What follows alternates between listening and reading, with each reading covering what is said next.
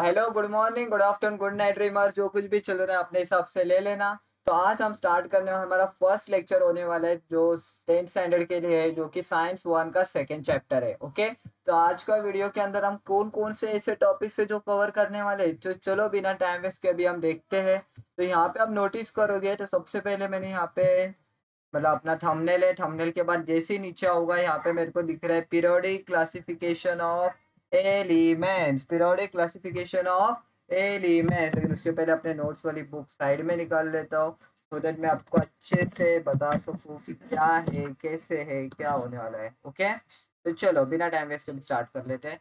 तो इसके अंदर हम सबसे पहले टॉपिक जो हम कवर करने वाले बेटा वो है डोमिनेरियर ट्राइब्स। किसके बारे में हम करेंगे? डोमिनियर ट्राइब्स के बारे में। सेकंड चीज न्यूलैंड लॉ ऑफ ऑक्टेव्स के बारे में हम पढ़ेंगे।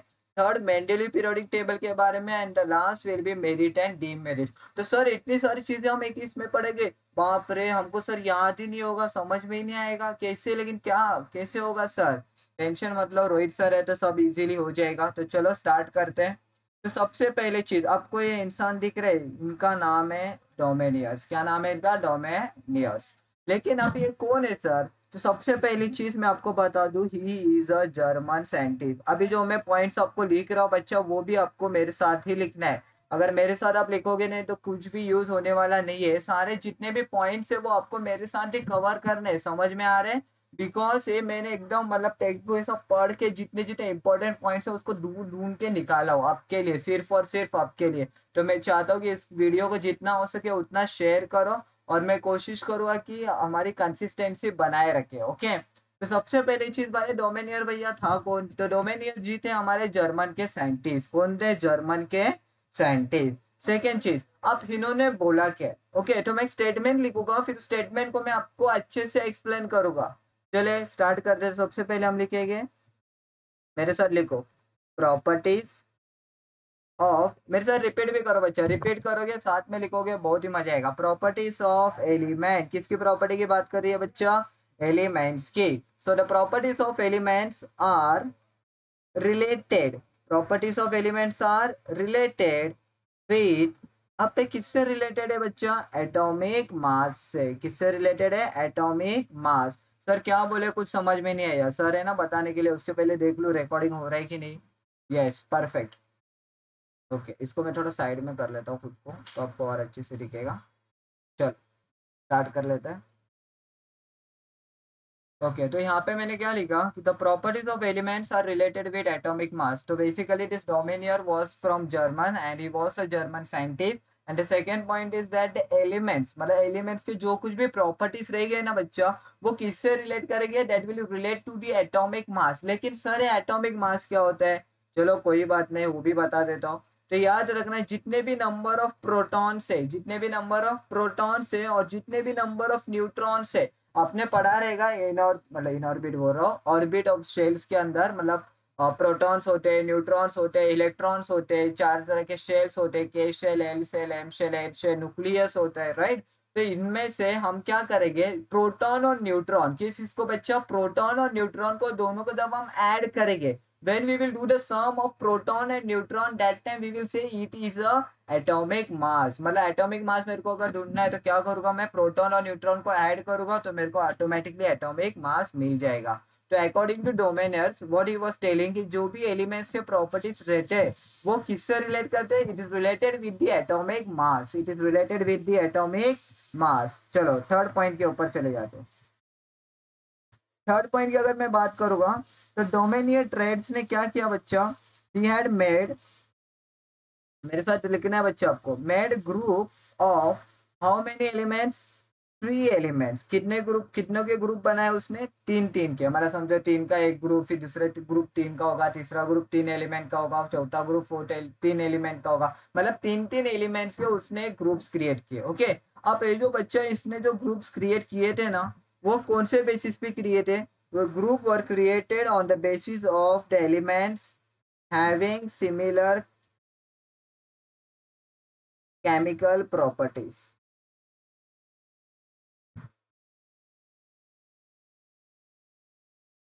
ओके, तो यहाँ पे मैं आपको बता दूं, तो जो भी एलिमेंट्स के ग्रुप उसने क्रिएट किए थे उनके मतलब जो केमिकल प्रॉपर्टीज थी एलिमेंट्स की वो सिमिलर थी। वो क्या थी बेटा? सिमिलर। कैसे सर? हमको कुछ समझ में नहीं आया।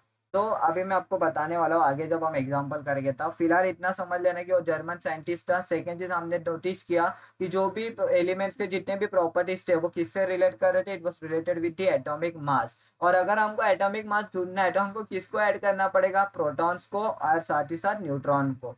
फिर थर्ड चीज हमने देखा कि भाई जो डोमिनियर था उसने क्या किया? उसने ग्रुप्स बनाए, लेकिन उसने ग्रुप कितने एलिमेंट्स के बनाए? तीन तीन एलिमेंट्स के। और वो जो तीन एलिमेंट्स थे उनकी जो केमिकल प्रॉपर्टीज थी वो सेम थी। उनकी जो केमिकल प्रॉपर्टीज क्या थी? वो सेम थी। सेम थी मतलब पूरी एग्जैक्ट दिख तो नहीं थी, but it was quite similar भी थी। Okay. Now step 2. If we talk about step 2, here I will first write arrange in increasing order of atomic mass. मतलब अगर मैंने जो कोई भी तीन एलिमेंट्स है उसको हम एटॉमिक मास के सर अरेंज तो करेंगे, लेकिन अरेंज हम कैसे करेंगे? With increasing order, with the increasing order. Sir नहीं समझ में, एग्जांपल दे दो। ठीक है, एग्जांपल देता हूँ मैं। समझो ये मेरा सोडियम है, दैट इज 23। उसके बाद लिथियम है, समझो दैट इज 6.9। एंड उसके बाद पोटेशियम है, समझो मेरे पास 39.1 एटॉमिक मास है उसके। ओके, तो अब हम क्या करेंगे? फर्स्ट स्टेप क्या है मेरी? Arrange in increasing order of atomic mass. तो अब मुझे बताओ 23, 6.9 और 39.1 इसमें से छोटा कौन सा है? सबसे पहले लिथियम है, दैट इज 6.9। तो मैं यहाँ पे लिखूंगा देयरफॉर लिथियम, तो यहाँ पे लिखूंगा 6.9। फिर कौन सा आएगा बच्चा? 23 आएगा, तो लिखूंगा सोडियम, दैट इज 23। उसके बाद बच्चा पोटेशियम आएगा, तो दैट इज 39.1। कितना सिंपल था। मतलब स्टेप 1 हमारे पास ऐसे है कि जो अगर कोई भी तीन एलिमेंट्स अगर आपको दिए गए और हमको आइडेंटिफाई करना है कि डोमिनेट राइट्स है कि नहीं, तो हमारा जो फर्स्ट काम है बच्चा वो है कि हमको उसको इंक्रीजिंग ऑर्डर ऑफ एटॉमिक मास में अरेंज करना है। किसमें अरेंज करना है? Increasing order. किसमें अरेंज करना है बच्चा? Increasing order. ओके, चलो आगे स्टेप 2 देखते हैं, लेकिन उसके पहले मेरे को कुछ स्टेटमेंट लिखने हैं, तो आप मेरे साथ रिपीट करना। चलो रिपीट करो मेरे साथ। Atomic mass of middle element. Repeat करो, atomic mass of middle element. Repeat करो, atomic mass of middle element.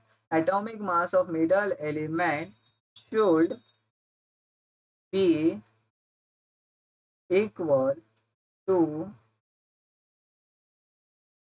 Mean of atomic mass of other two elements.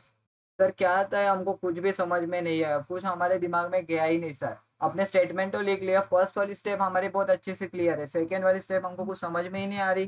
तो ना बच्चा मैं समझाने के लिए यहाँ पे क्या लिखा है पढ़ो। Atomic mass of middle element, मतलब ये जो मिडल एलिमेंट का जो एटॉमिक मास है वो इक्वल होना चाहिए। किसके इक्वल होना चाहिए? Mean of atomic mass of other two element. मतलब जब हम लिथियम और पोटेशियम का मीन निकालेंगे तो वो जो मीन आएगा वो मिडल एलिमेंट से इक्वल होना चाहिए। सर नहीं समझ में आ रहा, मैं हूं ना समझाने के लिए। मेरे को पता है ऐसे टॉपिक से जो एक ही टाइम में दिमाग में नहीं जाते, इट टेक टाइम।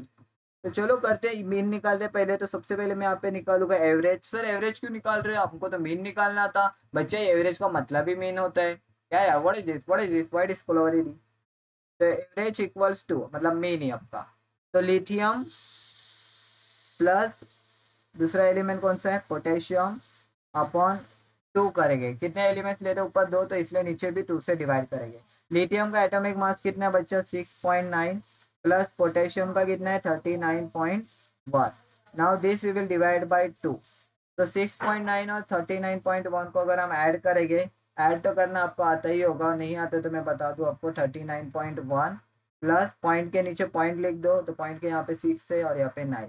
तो 9 प्लस 1 10, 0 आ गया ऊपर 1। 9 प्लस 1 10, 10 प्लस 6 16, 1 1 प्लस 3 4। कितना आया? 46 आया। पॉइंट के बाद अगर जीरो है तो लिखने की जरूरत नहीं है, सिर्फ जीरो होगा तो। हाँ, तो 46 अपॉन 2।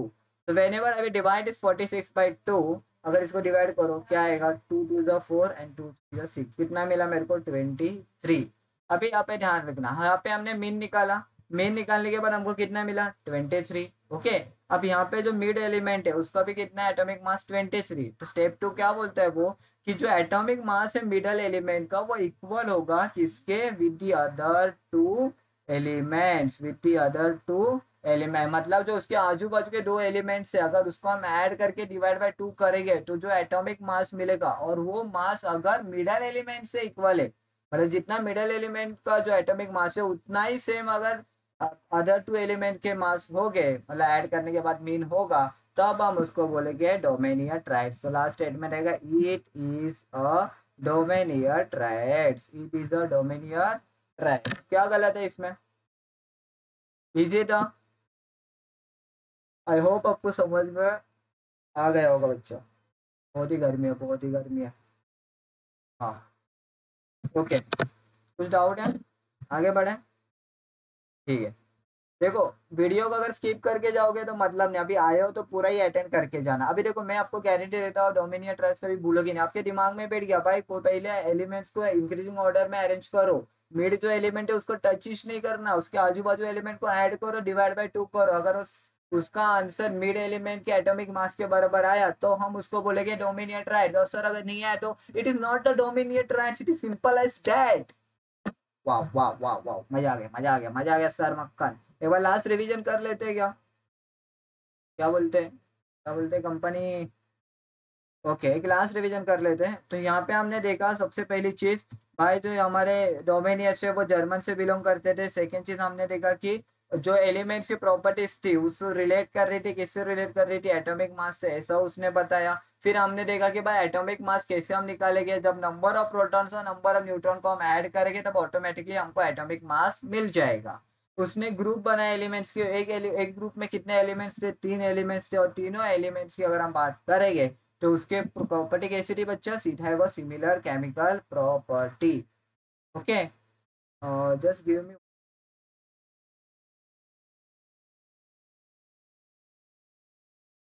यहाँ पे कैमरा ऑन क्यों है, मेरे को समझ में नहीं आ रहा। वीडियो कैप्चर डिवाइस,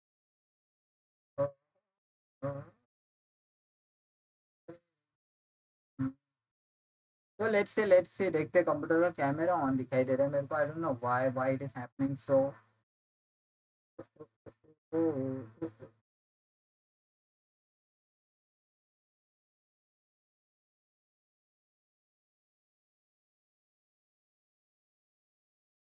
मैंने यहाँ पे मैंने ना कुछ तो घोटाला कर दिया।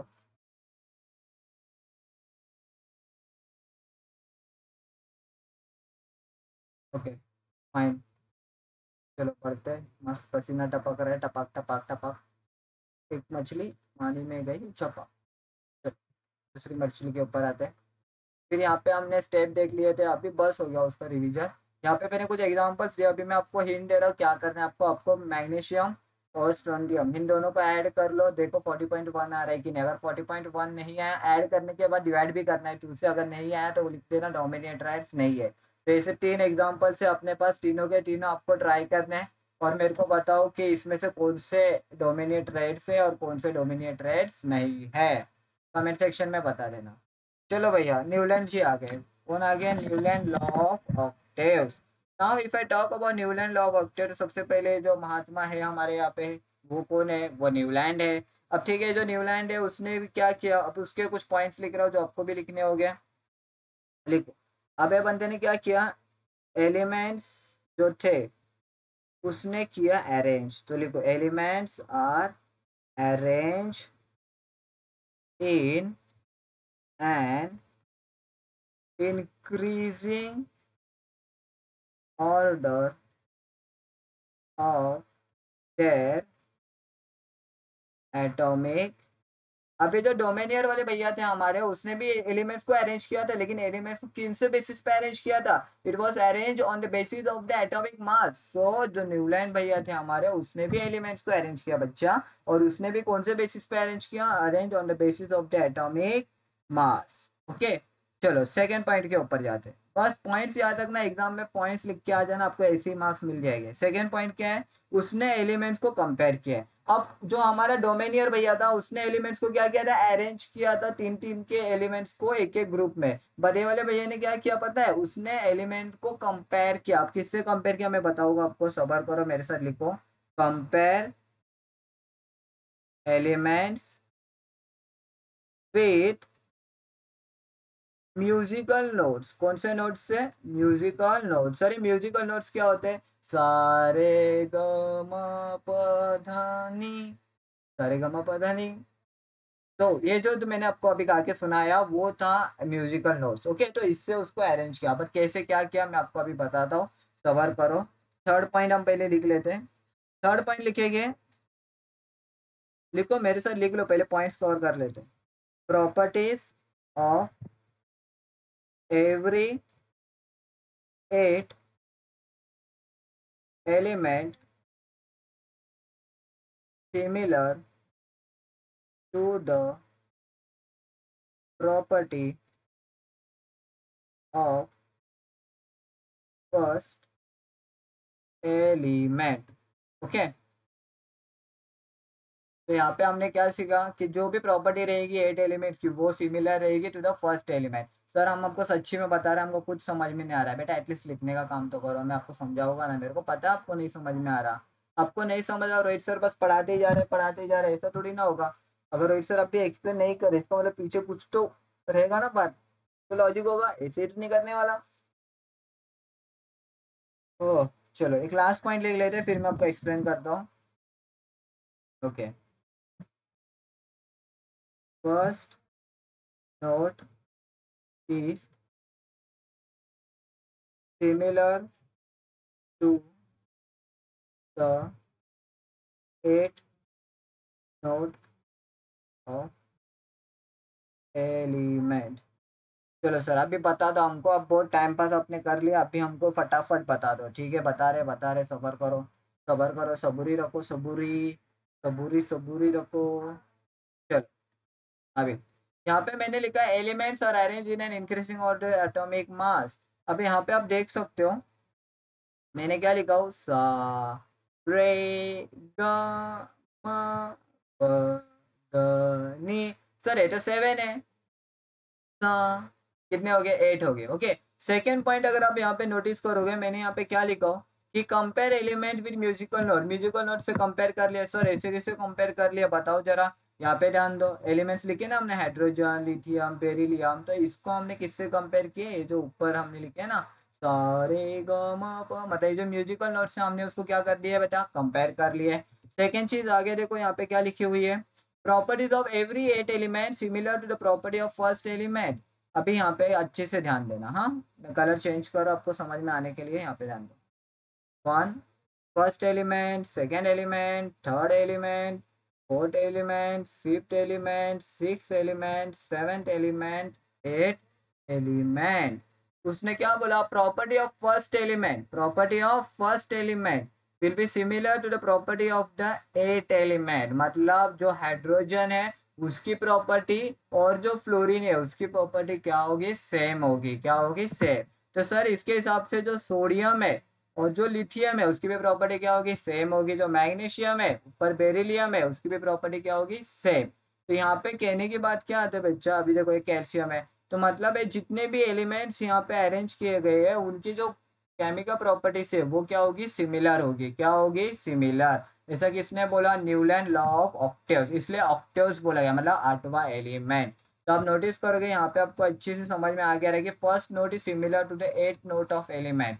मतलब ये जो फर्स्ट नोट है हाइड्रोजन वाला वो किससे, उसके 8वें से। जिसके लिथियम है तो लिथियम किससे सिमिलर होगा, सोडियम से। बेरिलियम है वो किससे, मैग्नीशियम से। बोरॉन है वो किससे, एल्यूमिनियम से। समझ में आ रहा है। तो जिस हिसाब से अरेंज किया गया वो अपने एक दूसरे के एलिमेंट्स को, मतलब एक ग्रुप के अंदर जैसे एलिमेंट्स अरेंज किए गए वो एक दूसरे से सिमिलर है। ओके, लेकिन ये जो प्रॉपर्टी थी ना बच्चा वो सिर्फ कैल्शियम तक ही चली, यहाँ पे वो यूज ही नहीं हुई, मतलब यहाँ पे वो एप्लीकेबल ही नहीं हुई। तो इसलिए इस लॉ को मतलब इतना ज्यादा डिमांड नहीं दिया गया, यहाँ पे क्या हो गया, स्किप हो गया। मतलब इतने एलिमेंट्स तक उसने अपने प्रॉपर्टी को मैच की। बट जैसे वो कैल्शियम के आगे चले गए उन्होंने देखा अरे ये तो यहाँ पे सीन हो गया, यहाँ पे जो फर्स्ट मतलब जो फर्स्ट एलिमेंट था वो 8वें एलिमेंट से मैच ही नहीं कर रहा, मतलब जैसे कि एल्यूमिनियम बोरॉन से मैच कर रहा था वैसे यहाँ पे Cr जो एलिमेंट लिखा गया वो तो उसके ऊपर से मैच ही नहीं कर रहा। तो ये प्रॉब्लम देखने मिली हमको। ओके, किसके अंदर? न्यूलैंड लॉ ऑफ ऑक्टेव्स के अंदर, Newland law of octave. I hope ये सेकंड चीज भी समझ में आ गई। मेंडेलिव के बारे में पढ़ते हैं।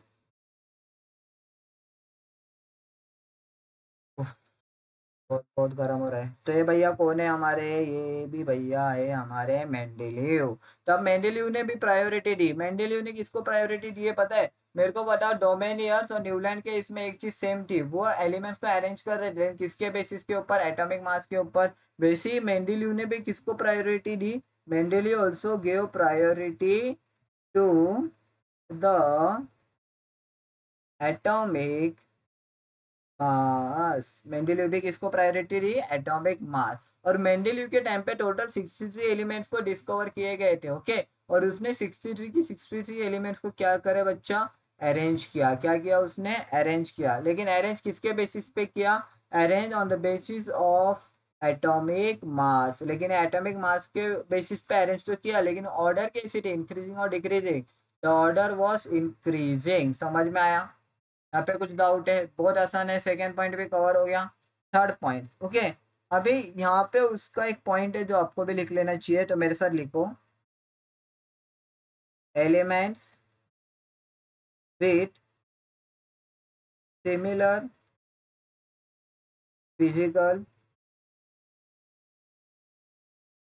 And chemical properties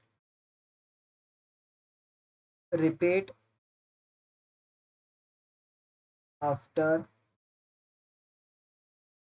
definite interval of time. याद करो डोमिनियन न्यूलैंड ने क्या बोला था? न्यूलैंड ने क्या बोला था? जो भी 8वां एलिमेंट रहेगा वो क्या करेगा? वो फर्स्ट एलिमेंट के साथ, मतलब the 8 element will be equal to the first element. मतलब 8 एलिमेंट क्या करेगा? उसकी जो जितने भी प्रॉपर्टीज थे वो सिमिलर होगी फर्स्ट एलिमेंट से। तो जब अपना न्यूलैंड, अपना क्या नाम है इनका, मेंडेलीव भैया ने क्या किया? जब एलिमेंट्स को अरेंज किया तो उसने भी ये चीज को नोटिस की कि जो एलिमेंट्स थे वो सर्टन ऑर्डर के बाद, मतलब सर्टन टाइम के बाद वो रिपीट हो रहे। वो रिपीट हो रहे मतलब एलिमेंट रिपीट नहीं हो रहे, उसकी जो केमिकल और फिजिकल प्रॉपर्टी थी वो रिपीट हो रही है, मतलब वो सिमिलर दिखाई दे रही है हमको। क्या दिखाई दे रही है बेटा? सिमिलर। तो ये चीज याद रखना है। 10 पॉइंट्स बहुत ही ज्यादा इंपॉर्टेंट है मेंडेलीव के हिसाब से। आगे बढ़ते हैं। अभी यहाँ पे ध्यान दो, आपको बड़ा आंसर से पढ़ने की जरूरत नहीं है। अगर आपको समझ में आया ना बच्चा, आप खुद से ही उनसे लिख सकते हो। समझ में आया? उफ, यहाँ पे ध्यान दो अभी।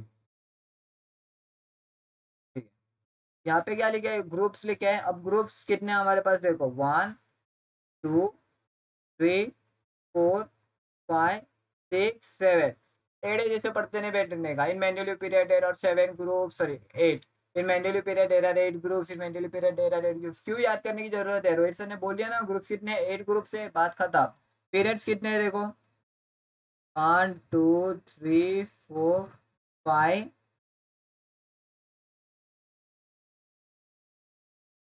6। और भी बच्चे नीचे है जो मैंने लिखा नहीं हो, तो टोटल 7 है। Okay okay. तो टोटल पीरियड्स यहाँ पे हमको कितने देखने मिल गए? 6 और यहाँ पे 8। एक बार टेक्स्ट बुक में भी आप लोग चेक कर लेना। तो नेक्स्ट यहाँ पे ग्रुप्स हमने देख लिए 8 है, और मेरे को पीरियड्स का कंफर्मेशन दे दो 6 है कि 7 है। मेरे को कमेंट सेक्शन में जानना है। ओके ठीक है। अभी यहाँ पे देखो ऑक्साइड लिखा है, मतलब यहाँ पे अगर कोई भी एलिमेंट ऑक्सीजन के साथ अगर रिएक्ट कर रहा है तो वो ऑक्साइड फॉर्म कर लेता है, और हाइड्रोजन के साथ रिएक्ट कर रहा है तो हाइड्राइड। तो बेसिकली ऑक्साइड हाइड्राइड वाला इतना पूछा नहीं जाता, तो उसको हम यहाँ पे स्किप कर लेते हैं। सबसे पहले दिमाग में याद रखना ग्रुप्स और पीरियड्स के बारे में। ओके, तो चलो, ये इतना ही था, इसके बारे में बताना था मुझे। अगर आप यहाँ पे नोटिस करोगे तो यहाँ पे कुछ ऐसे एलिमेंट्स हैं जो उसने 3 3 करके एडअप किए। ये डोमिनियट राइट्स ने किया रहेगा? नहीं सर, डोमिनियट राइट्स ने उसने खुद से किया है। ओके, मतलब एक ही बॉक्स के अंदर उसने प्लेस कर दिया। चलो, अभी मेरिट्स देखते हैं, फिर डीमेरिट्स देखेंगे, फिर टाटा बाय हो जाएगा हम। अगर मैं मेरिट्स की बात करूंगा तो सबसे पहली चीज याद रखना, जो बेरिलियम है उसका उसने एटॉमिक नंबर मतलब था 14.09, ओके, एटॉमिक मास था, ओके। तो मेंडेलीव भैया ने बोला भाई जो 14.09 है बेरिलियम का वो एटॉमिक मास है ही नहीं, तो एटॉमिक मास कितना है 9.4, 9.4। और जब पता चला कि वो जो एटॉमिक मास 9.4 है उसका, तो उसको बोरॉन के पहले उसको प्लेस कर दिए। तो एक अच्छी बात हो गई, तो इसके लिए हम इसको मेरिट्स के अंदर लिखेंगे। बाद में उसने क्या किया था बच्चा, 3 जगह खाली छोड़ दी थी, ये सारी चीजें आपको लिखनी है, ओके। 3 प्लेस उसने वैकेंट छोड़ दिए थे और उसने नाम लिखा था, एक का बोरॉन, सेकेंड वॉज एक का एल्यूमिनियम,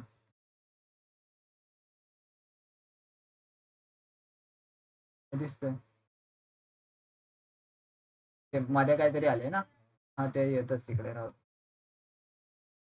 एक का aluminium and the third is एक का सिलिकॉन, ओके। तो इसने ऐसे कुछ स्पेस वैकेंट किए थे, मतलब छोड़ दिए थे कि उसको लगा था कि भाई कुछ टाइम के बाद एक चीज मतलब एलिमेंट ऐसे डिस्कवर हो जाएगी, इसलिए स्पेस को उसने वैकेंट छोड़ दिया था, मतलब पीरियोडिक टेबल के अंदर। तो कुछ टाइम के बाद उसको पता चला कि भाई स्कैंडियम करके जो एलिमेंट है वो एक्वापोरिन के जगह पे प्लेस कर दिए।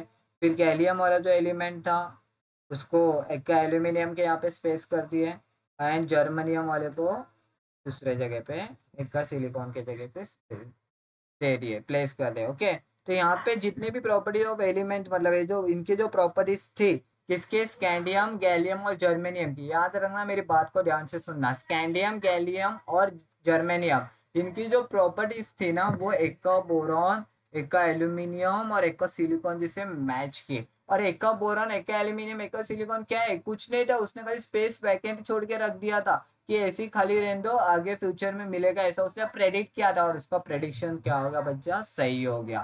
तो ये तो सेकेंड पॉजिटिव पॉइंट। थर्ड क्या था बच्चा कि there were no place reserve for noble gas, मतलब जितने भी नोबल गैस थे उसके लिए कोई भी स्पेस रिजर्व नहीं रखा था, किसने, मेंडेलीव ने, ओके। सर ये नोबल गैस क्या होते हैं, वक्त आने के बाद टाइम पे टाइम टू टाइम मैं आपको बता दूंगा। फिलहाल 3 चीज याद रखना, अगर मेरिट्स के बारे में पूछेंगे तो बेरिलियम का एटॉमिक मास गलत था तो उसने करेक्ट किया वो, सेकेंड चीज बोरॉन के पहले उसको प्लेस कर दिया। थर्ड, एक का बोरॉन, एक का एल्यूमिनियम, एक का सिलिकॉन, इसको उसने प्रेडिक्ट करके रखा था कि ऐसा कुछ एलिमेंट्स मिल सकते हैं। तो सेम मतलब प्रॉपर्टी, सेम केमिकल या फिजिकल प्रॉपर्टीज वाले एलिमेंट हमको स्कैंडियम गैलियम और जर्मनियम मिल चुके थे।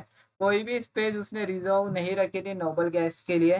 फिर उसने क्या किया, एक ग्रुप बनाया, उसने उसने क्या किया बच्चे, ग्रुप बनाया जिसको नाम दे दिया जीरो, ओके। तो अभी यहाँ पे मैं आपको अच्छे से बता देता हूँ उसने क्या किया। टोटल ग्रुप्स कितने थे हमारे पास, ये देखो 8 ग्रुप्स थे, राइट। तो उसके बाजू में ही उसने एक लाइन ऐसी मार दी और यहाँ पे ग्रुप बनाया जीरो, जिसके अंदर सिर्फ और सिर्फ नोबल गैस प्लेस किए गए। क्या प्लेस किया गया बच्चा, नोबल गैस। तो ये था हमारा नेक्स्ट पॉइंट। उसके आगे वाला देखते हैं। तो टोटल हमने कितने लिख लिए, 1 2 3 4, जैसे 4 पॉइंट्स हमने कवर अप कर लिए, ओके, मेरिट्स। अभी डी मेरिट्स देखते हैं, ओके। तो अगर मैं डी मेरिट्स की बात करूँगा तो यहाँ पे कोबल्ट और निकल, तो इन दोनों को प्लेस करने के लिए बहुत ही ज्यादा उसको प्रॉब्लम्स आई थी, क्योंकि कोबल का एटॉमिक मास तो 58.9 और यहाँ पे निकल का 58.7। तो कौन सा कहाँ पे रखे तो उसको लेके थोड़ा बहुत इशू क्रिएट हो गया था। एंड सेकेंड की अगर मैं बात करेंगे, आइसोटोप्स जो डिस्कवर किए गए थे, आइसोटोप्स क्या होते हैं बच्चा, जिनका एटॉमिक नंबर क्या होता है, सेम होता है, same atomic number but different atomic mass, okay. तो आइसोटोप्स को मतलब मेंडेलीव पीरियोडिक टेबल के अंदर रखने के लिए थोड़ा बहुत जो मतलब इश्यू होने लग गया था, क्योंकि उसका एटॉमिक नंबर सेम था पर एटॉमिक मास डिफरेंट था। ज़्यादा सोचने की जरूरत नहीं, ये सारे पॉइंट्स आप लिख लोगे आपको मार्क्स मिलेगा, ओके। तो ये challenge was face for placing isotopes, isotopes 3 points हो गए। नेक्स्ट पॉइंट, अभी जितने भी एटॉमिक मास है आप नोटिस करोगे यहाँ पे, तो एक सर्टन पॉइंट मतलब जिसकी देखो यहाँ पे 6 है, फिर यहाँ पे 9 है, मतलब 3 बढ़ गए और यहाँ पे अचानक 10, तो यहाँ पे 3 टाइम्स बढ़ गए और यहाँ पे 1 टाइम, तो मतलब एक सर्ट, और यहाँ पे 2 टाइम्स 12 आ गया, यहाँ पे 3 टाइम, तो सर्टन इंटरवल में नहीं बढ़ रहे, कोई भी कैसे भी बढ़ रहे, राइट। तो ये भी एक तरह से डीमेरिट था उसके लिए। तो यहाँ पे हम लिखेंगे rise in atomic mass does not appear in uniform. Okay,